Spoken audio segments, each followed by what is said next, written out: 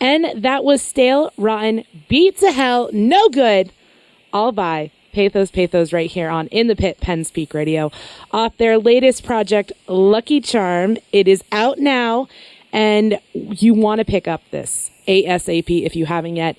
If I'm not giving you good enough reason, I've got Matt of Pathos Pathos on the phone with me right now. Hello, Matt. How's it going? It's going great. I can't thank you enough for chatting with me because we're obsessed with your music here on the station. I'm happy to do it. Yes.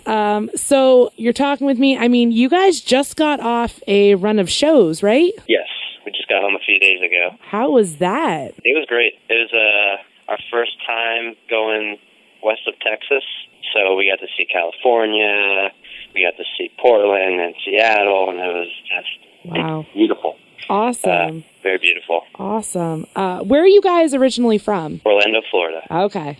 Sounds good. Let's start from the beginning and get people to where you are now, because you've been around for a while. So how did you guys meet? So I actually work at Starbucks. Okay. And I met Frank, who's a guitarist. I met him through Starbucks. We just happened to both start at a new store on the same time. And at the same time I was trying to start the band, I had recently moved to Orlando to start school at UCF. Mm-hmm. And then I actually met James, who's the drummer. I met him through, he was dating my cousin at the time. Oh. Yeah. And so she was like, hey, you should, you're looking for a drummer. I'm dating a drummer, but he's an hour away. And I was like, oh, that's cool. But then, she started bringing him around, and I was like, oh, awesome. And then, it was perfect. Yeah. Through the power of coffee and family, I guess that's how this has been. Family, that's right. So around what year, then, did you guys start? I believe we started playing shows 2013. Okay. And at that time, what were you playing? What music? I was really, really into Cigarettes at the time. Okay. So really, 12-minute long ambient songs. I was blowing my guitar at the time, and James, who's the drummer, was really, really had only been exposed to metal and hardcore music. Okay. So, and then Frank, who's a guitarist, was really into solo finger tapping acoustic style. So it was all over the place. You guys definitely have a wide spectrum then.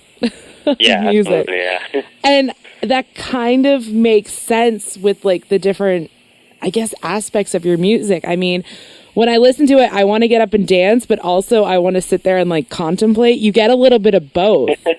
So that's really cool. Okay, so you started 2013. When did you start writing music then together? Right around then. I mean, our first show was, I think, February of 2013. So we started writing, I guess, in November, December of 2012.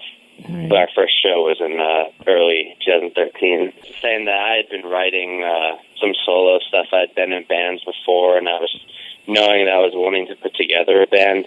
Mm-hmm. So I was kind of writing on my own, just waiting to find members.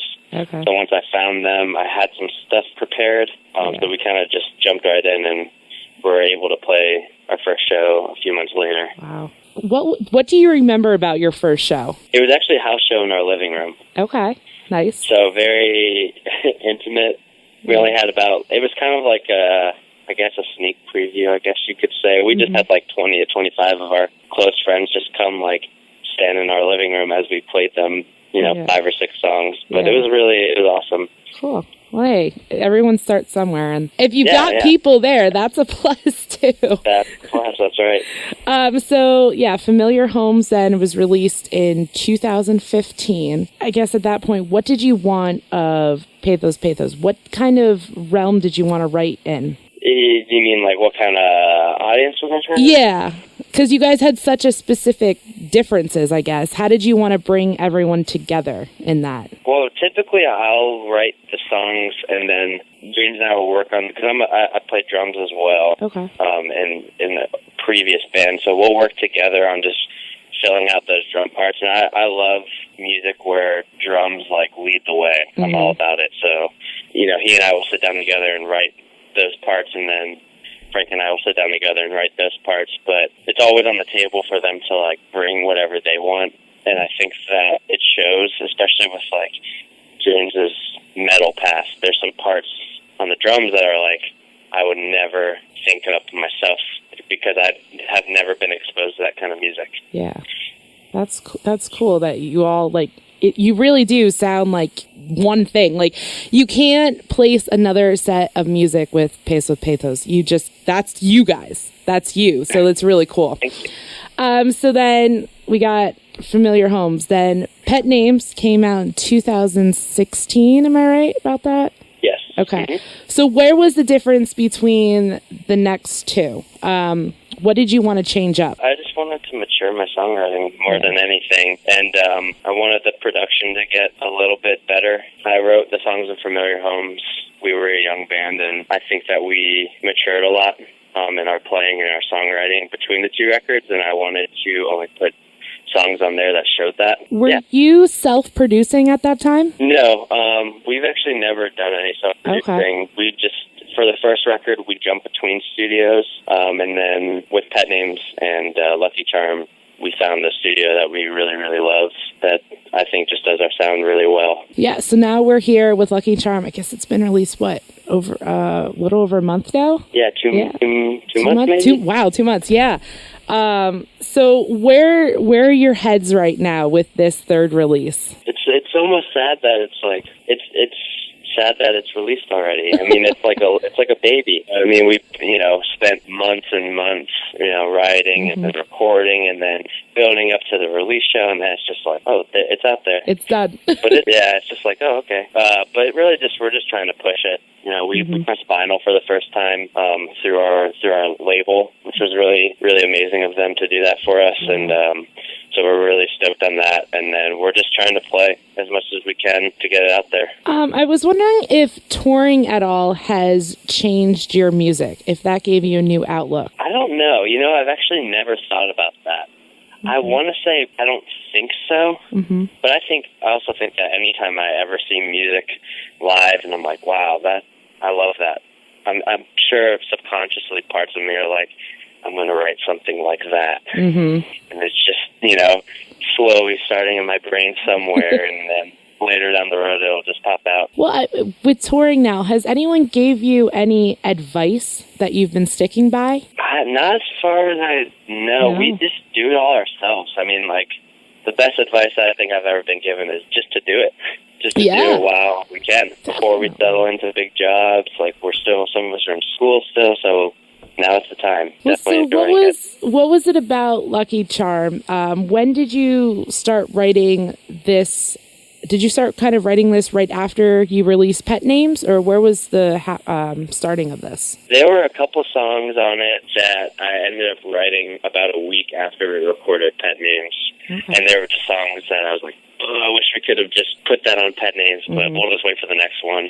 So a couple of them have been sitting for a while. One of the tracks was written back during like Familiar Homes, and it just didn't fit Pet Names sonically, and we put it on hold for then, and we finally got to bring it back. Which one was it? So Can you say? It was The Past of Our House. Oh, okay. So we started out then with Stale, Rotten, Beat to Hell, No Good.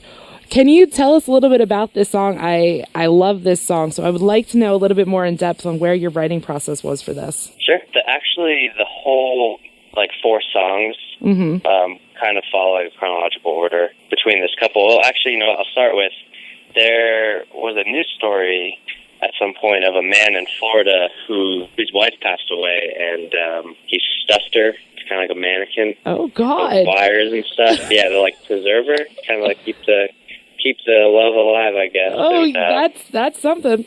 Yeah, only in Florida man. And this was a while ago. I just thought it was really interesting, and that's the main center of The Past of Our House, is that song, really just the relationship between those two people. But Still Rotten is more before, when they're first meeting, and she knows, that her body's withering and she's got some kind of sickness, and she's trying to not let it happen because of that, but she doesn't want to say anything at the same time, and it's just because love is love and you don't want to stop it. Yeah. So that's what that song is, just basically the beginning of their relationship. I mean, you said you had this song, you had that one written for a while.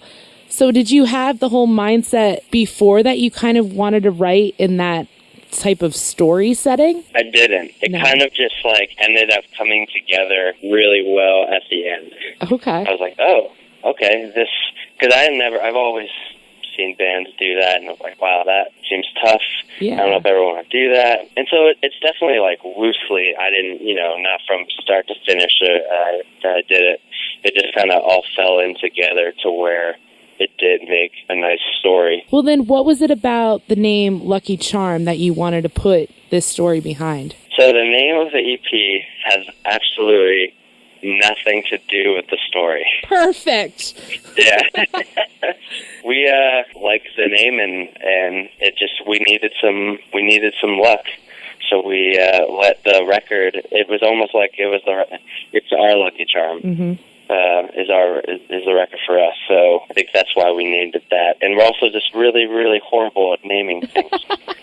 Like we just, even for our name, like our band, I remember sitting around, we were like, what do we name our band? And we ended up using a song title from one of our favorite artists. His name's Kishibashi, and he's got a song named Pathos Pathos. So we're super original. Nice. Were you the type of band where it was like, okay, we have our first show, we need a name? Was it that type of thing? Yeah, pretty much. Yeah, I was like, we can't play without a name. So yeah. Did you super cool story, unfortunately. Did you have any others that you were thinking about, or was it just that one? Man, it's been a long time. I think I really liked the name. I had Burn Professional for a little bit, and I also liked Warm Words. We settled on Pathos Pathos. Being super original, liking it. Oh God. Okay, so you just got off touring. What more does your band have to offer for 2017? We actually got offered to open up for Surfer Blood. We're opening for Surfer Blood next week, yeah. That's rad. Which is really exciting. Yeah, I'm so excited. Right in Orlando at the Social. So we're opening for them, and then honestly I think we've got some shows booked around Florida for the rest of the year, just because, with jobs and everything, we got to take off the month and a half for tour, but now we got to go back to work and pick up school again next semester. But we'll be playing around Florida, but not the rest of the United States for the rest of this year, at least. Well, our fingers are crossed that you come up to us sometime soon. Once you get back on the grind. Sure, yeah. So I'm wondering, you guys got this band, you have your own personal lives, you have jobs, you have school still. What are some goals that you guys are trying to reach out for? We've talked about it a little bit.